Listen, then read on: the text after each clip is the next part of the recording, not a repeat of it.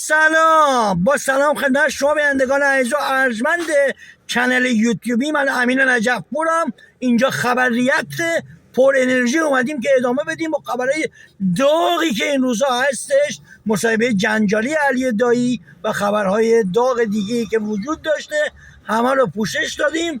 امیدوارم که ما رو همراهی کنید و ما رو ادامه بدیم. بریم برگردیم بیایم، در خدمتتون هستم پر انرژی.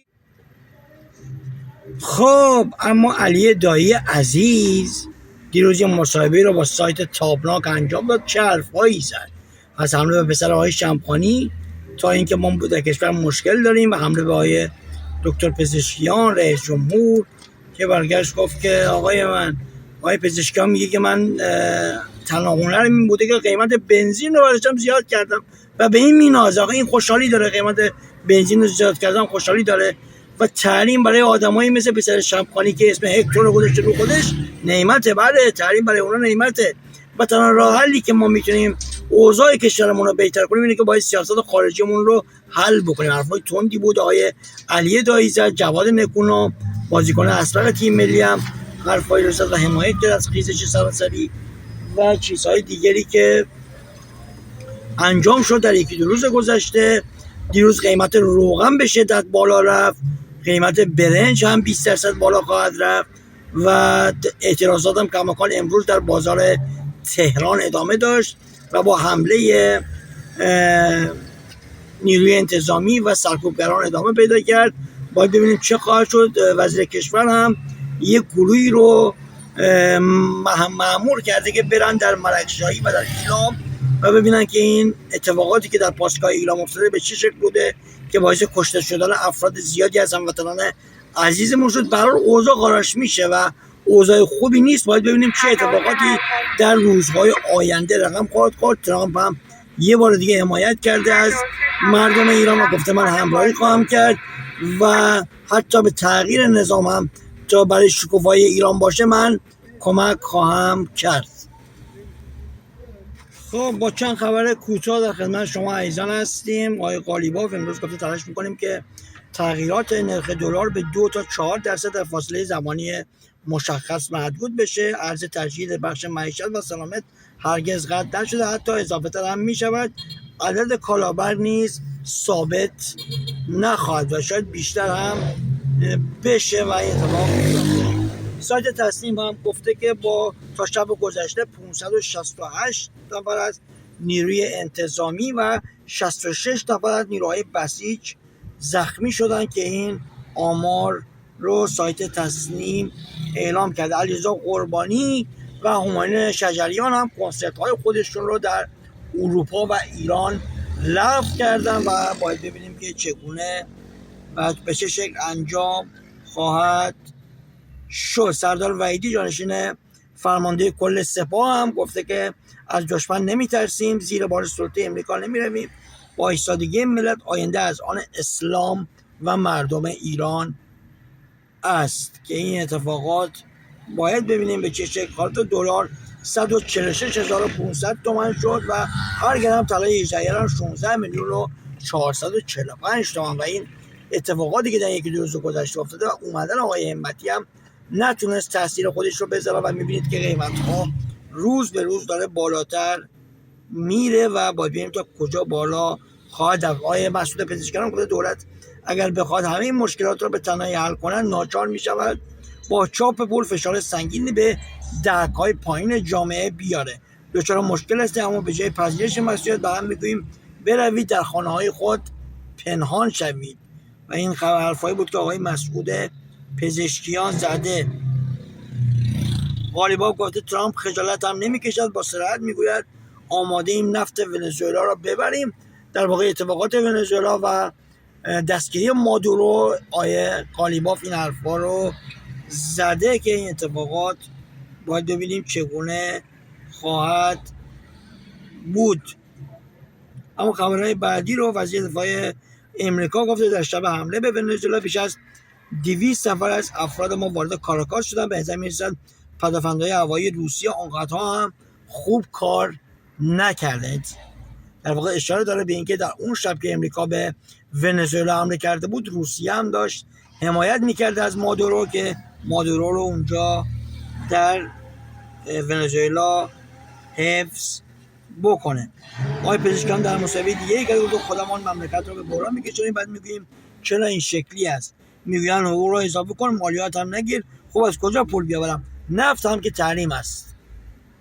از کجا پول بیارم؟ نفت هم که تحریمه.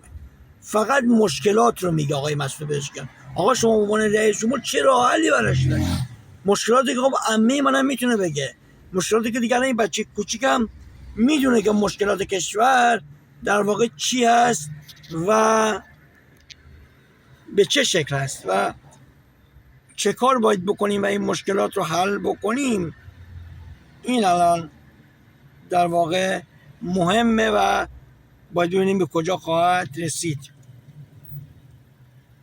خبرهای بعدی امیر سرتیپ اکرمینیان که خبرش هم هیچی، خبر جذاب دیگه گفته وزیر کشور، هم خبری که تهم و تاوار براتون اعلام کردن، وزیر کشور برای بررسی حوادث ایلام هیئت ویژه‌ای را به این استان اعزام میکنه.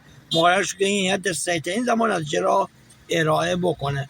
در واقع بعض از اتفاقاتی که در ملکشاهی و ایلام افتاد، حالا وزیر کشور یک در واقع میشه گفت که یک گروهی رو بهشون مأموریت داده که برن و ببینن که در ایلام چه اتفاقاتی در اون روز مشخص افتاده.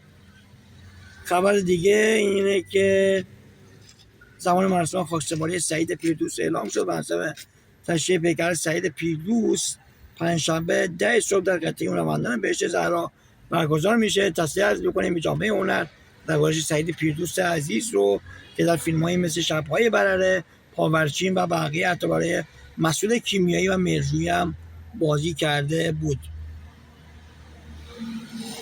چند خبر دیگر رو هم با هم دیگه خواهیم دید و که الان خدمتتون عرض می‌کنم. ترامپ گفته در وضعیت جنگ با ونزوئلا نیستیم، ابتدا باید کاراکاس اصلاح شود، امکان برگزاری انتخابات در یک ماه آینده وجود ندارد. این هم حرفای آقای دونالد ترامپ. دلسی رودریگز رئیس جمهور موقت ونزوئلا با امریکا همکاری داشته، او در سقوط مادورو شرکت نداشته.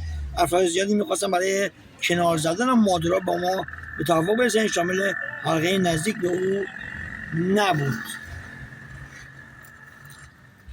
سعید پیردوست هم خدمتتون عرض کردم. آتش‌سوزی در کارخانه شرکت کاله واقع در شهر آمل. حسین علی محمدی مدیر کل بحران استانداری مازندران در واقع گفته که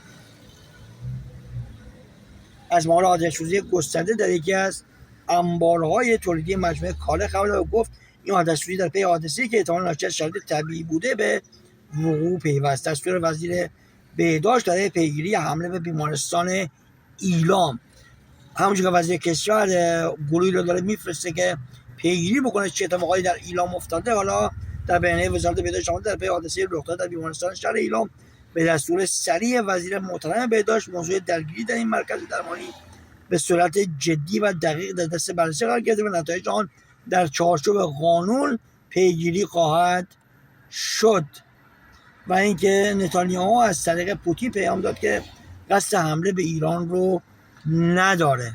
مادورو در دادگاه گفته که من رئیس جمهور ونزوئلا هستم، خودم را یک اسیر جنگی میدانم، من در خانه‌ام در کاراکاس دستگیر شدم، من بیگناه هستم، من مردی شریف هستم، من رئیس جمهور هستم، من بیگناه هستم، من مرد شریف هستم، من رئیس جمهور هستم.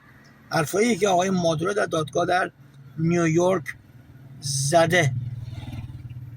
با عنوان شجریان هم که همونطور گفتم مبرای علیرضا قربانی تمام کنسرت‌های خودش رو تا اطلاع ثانوی لغو کرد و مجلس با کلیات لایحه بودجه سال آینده موافقت کرد. استانداری قم گفته که نوجوان 17 ساله در اعتراضات اخیر توسط سلاح غیر سازمانی کشته شد.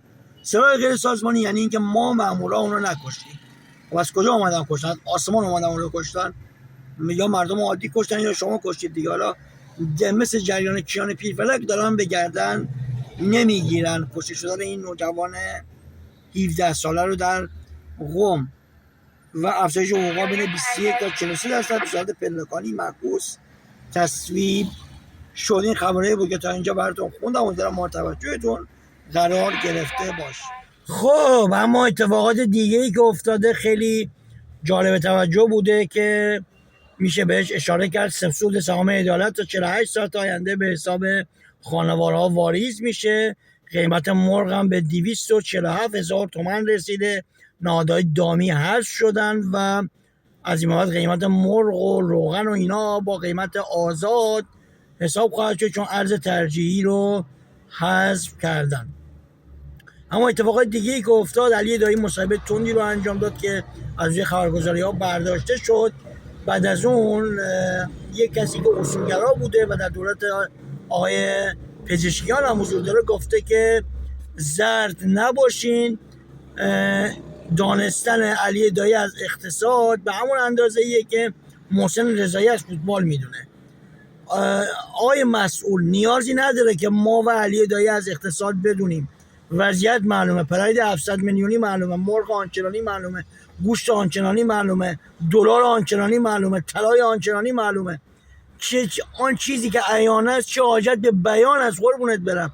همه چی مشخصه دیگه. نیاز نیست که حالا ما بخوایم کارشناس باشیم و بدونیم که در واقع چه اتفاقاتی رخ خواهد داد و به چه شکل بوده. هر چیزی که هستش مشخصه و همه هم میدونن، مردم هم میدونن. شما حالا اومدی میگی که کسی کارشناسی صحبت بکنه، کسی کارشناسی صحبت. این شما کارشناس بودین چه گلی به سر این مملکت زدین؟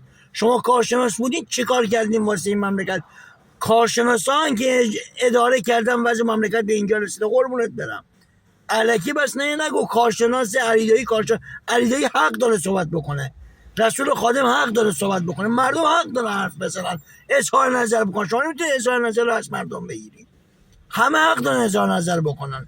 اینو گفتم که بدونی و زیاد هوا برات نداره. مجله اکونومیست در واقع مجله معروف در دنیا هست که پیشبینی های جالبی داشته که من عکسش رو براتون میذارم. دست در واقع با دستبند زده و پرچم امریکا رو گذاشته که یعنی مادورو رو ما در یک سال آینده که مال پارسال بوده دستگیر خواهد شد که به همون شکل بود و مادورو دستگیر شد. اتفاق بعدی که جالب توجه بوده و عکسش بوده در واقع نتانیاهو رئیس جمهور چین و آقای پوتین در واقع در یک راستا دارن با هم دیگه قدم میزنن و این مجله گفته که اینا بعدا مشخص میشه که با هم هستن و در واقع یه سیاست رو پی میگیرن و مردم فکر میکنن که دنیا تا حالا فکر میکرد که اینا با هم اختلاف نظر دارن، در حالی که اینا با هم بودن و داشتن یک هدف رو جلو میبردن و در یک راستا حرکت میکردن. این بسیار بسیار جالب توجه بوده و باید ببینیم چه شکل خواهد بود و این مجله پیشبینی‌هایی که داشته بسیار جالب توجه بوده.